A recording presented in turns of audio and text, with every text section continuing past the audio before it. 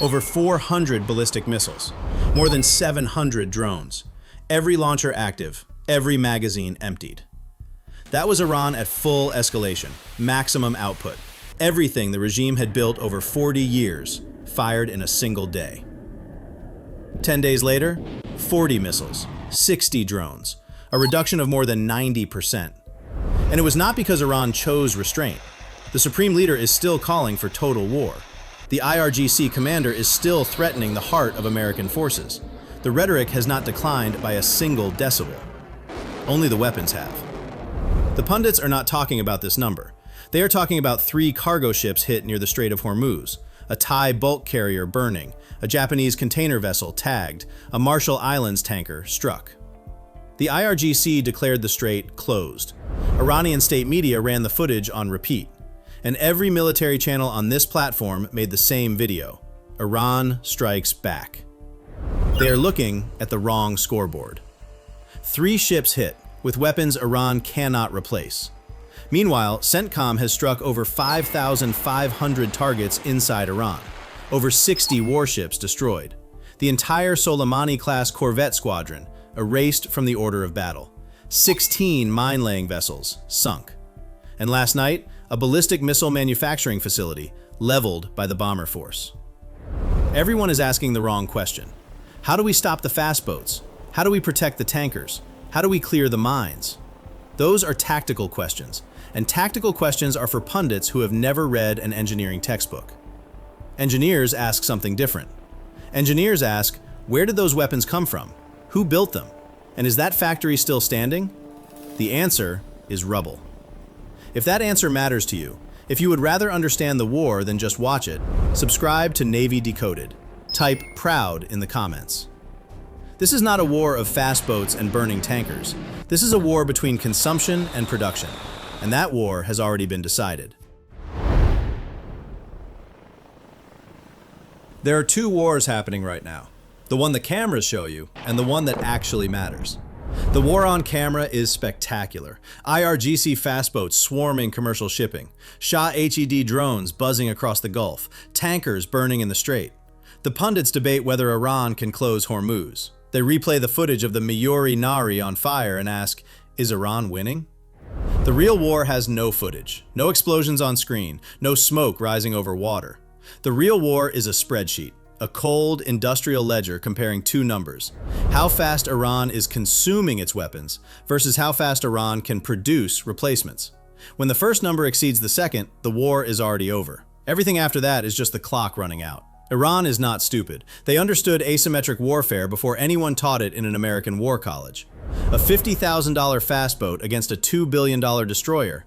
That exchange ratio wins every time at the tactical level. Iran calculated that America did not have enough interceptors to stop every drone, enough missiles to sink every fast boat, enough ships to patrol every mile of coastline. And they were right. At the tactical level, the math was perfect. But America is not fighting at the tactical level. America is fighting at the industrial level. And industrial warfare has only one rule. The side that burns through stockpiles faster than it can rebuild them does not run out of courage. It runs out of weapons. This is not a new concept. In 1943, Germany built the best tank on Earth, the Tiger I, superior in every one-on-one engagement. But America did not try to out-engineer the Tiger. America outproduced it. 49,000 Shermans against 1,400 Tigers. Each Sherman was inferior, but the factories that built them never stopped running. The Tiger was a masterpiece. The Sherman was a production line. The production line won. Quality sets the ceiling. Quantity fills the battlefield. And when your factories are rubble, you have neither. Iran is firing. America is burning the factories. Run the equation. Over 400 ballistic missiles on day 1, 40 on day 10. More than 90% reduction in 10 days. That is not a ceasefire. That is a production line that no longer exists. Look at the map. Shahroud, one of Iran's most critical missile complexes, responsible for producing the solid fuel rocket motors that power the K-Bar Shikan and the Fatah-1. Satellite imagery confirms extensive destruction. The solid fuel assembly line, the single most difficult component to manufacture in any ballistic missile program, is gone. Parchin, the military complex housing 2 to 3 solid propellant production facilities, destroyed. Kojir, on the outskirts of Tehran, the IRGC's primary center for developing surface-to-surface missile systems. Hit. Here is the engineering reality. A ballistic missile is not one weapon. It is a convergence of 4 independent systems: solid fuel, a metal casing, a guidance package, and a transporter erector launcher. Remove any one of those 4 and the missile does not fly. You do not need to destroy all 4. You need to destroy the hardest one to replace. Solid rocket fuel requires specialized chemistry, controlled atmospheres, and production lines that take years to build. Shahroud built those production lines. Shahroud is now rubble. The replacement timeline is not months, it is years. Years Iran does not have. Over 400 on day 1, 40 on day 10. That is not a tactical adjustment, that is an extinction curve. Ballistic missiles, equation, solved. More than 700 drones on day 1, 60 on day 10, more than 90% decline, same trajectory, same cause. Shahroud Aviation Industries in Isfahan, the factory that manufactured the Shahroud series drones Iran exported to Russia, launched against Israel, and deployed across the Gulf, hit. The warehouses, production halls, and drone storage facilities, struck by the bomber force. HES-A, the Iran Aircraft Manufacturing Industrial Company, also in Isfahan, targeted. The production infrastructure for Iran's cheapest and most widely deployed weapon is collapsing. A Shahroud drone is not a complex weapon. A PGS guidance unit, wings made of composite material. Iran designed it to be disposable, cheap enough to lose by the hundreds. Before this war, estimates placed Iranian production capacity at 200 to 300 drones per month. That was the math Iran was playing. Lose them faster than the enemy can shoot them down, and the enemy runs out of interceptors before you run out of drones. The math was correct, until the factories burned. You cannot produce 300 drones a month from a production hall that no longer has a roof. The supply chain for GPS modules and piston engines depended on imports that no longer arrive through ports blockaded by the 3-carrier siege we covered in a previous video. Iran's drone production was designed for peacetime output. Wartime destruction of the production base does not reduce output by half, it reduces output to near zero. Because a factory is not a single machine. It is a convergence of tooling, workers, raw materials, and electricity. Remove any one, and the line goes dark. More than 700 on day 1, 60 on day 10. The factories are rubble, the supply chain is severed, the equation moves in one direction, and equations do not negotiate. This one is harder, and we will be honest about it. The IRGC operates more than 1,500 fast attack craft. Small, cheap, $50,000 to $500,000 each. Built from fiberglass hulls, outboard engines, and a single anti-ship missile, usually the NASR-1. They are manufactured in small boatyards scattered along Iran's coastline. You cannot destroy them the way you destroy a missile factory because there is no single factory. There are hundreds of sheds. This is the equation that has not been fully solved. Fast boats are simpler than ballistic missiles, cheaper than drones, and harder to eliminate through industrial strikes alone. Iran can keep building hulls longer than it can keep building missiles. But the hull is not the weapon. The weapon is the NASR-1 missile mounted on it. And the NASR-1 is manufactured at the same facilities in Isfahan and Parchin that are now wreckage. A fast boat without its missile is a fishing vessel with a machine gun. A fishing vessel with a machine gun does not close a strait. The same logic applies to the rest of Iran's expendable fleet. CENTCOM destroyed 16 dedicated mine-laying vessels, the small craft that seeded the strait with contact mines and bottom influence mines. But the ships were only the delivery system. The mines themselves come from storage facilities and production lines. General Kane confirmed that CENTCOM continues to hunt and strike mine storage facilities inside Iran. Without new mines being manufactured, without storage depots to reload from, and without mine-laying vessels to deliver them, the mines already in the water are the last mines Iran will ever deploy. Every one cleared is one that will never be replaced. And then there are the Ghadir-class midget submarines, over 20 hulls, designed for shallow water operations in the strait. They carry torpedoes, the Val FAJR, and can also lay mines. But a submarine without torpedoes is 95 feet of steel with nothing to fire.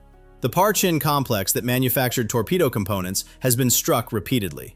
A Ghadir with empty tubes is just a hull hiding underwater. No weapon, no factory to reload from, no mission. Across the entire expendable fleet, the same equation applies. The weapons are manufactured in factories that no longer exist. The supply chain is strangled by the economic blockade, and CENTCOM is hunting the platforms themselves. Fast boats struck daily, mine layers sunk, submarine positions compromised. Run the swarm math. Iran needs 30 to 50 fast boats attacking simultaneously to overwhelm an EEG's combat system. If Iran loses 15 to 20 per week and can no longer arm the replacements, the swarm drops below the threshold of effectiveness within months. The mine layers are gone. The mine factories are struck. The Gadirs are running out of torpedoes. Not because every platform was destroyed, because the weapons that made them dangerous are gone. 1,500 ants, 20 submarines, 16 mine layers, already gone. But the anthill, the missile factory, the torpedo plant, the mine depot, is gone. Ants without weapons are just boats. Submarines without torpedoes are useless. Mine layers without mines are empty barges, and none of them close a strait. Now address the objection every viewer is thinking. 3 ships were still hit. Tankers are still burning. If America is winning the industrial war, why are commercial vessels still taking damage in the strait? Because those ships were not under American escort. They were not ordered through by CENTCOM.